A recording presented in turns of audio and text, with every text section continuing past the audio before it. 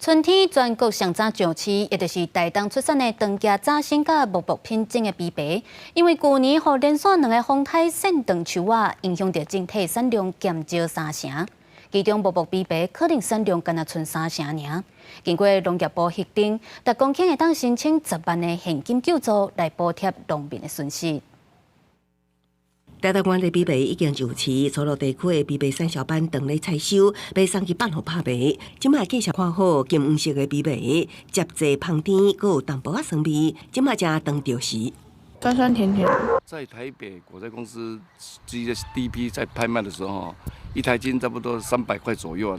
即卖带出的品种是长期早生种枇杷，果子大了佮把水。也毋过台东县农会表示，受到去年风台吹断果树，开花期无花，产量比往年减少3成。那草鹿地区也有另外一个木木品种，果子较细一点啊，同款芳甜。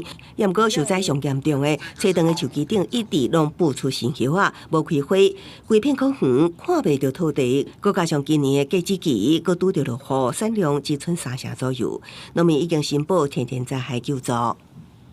而且它受天候的影响，它今年的开花总果差不多只剩下3成而已。枇杷它主要的开花季节就是9月到11月这段时间嘛，那偏偏台风又这个时候来，所以如果这个时候呢发生顶梢折损或者是受损的现象的时候呢，其实后续枇杷就不容易开花了。台东县农业处表示，去年风灾了后，农业部公告，台东县农业财产列为全品项补助地区。枇杷核定每公顷现金救助10万，也毋过农民讲，台东县的枇杷是高经济农作物，往年的收成真好，也毋过今年所拄到风灾了后的炎地灾害，可能无法度过申请救助。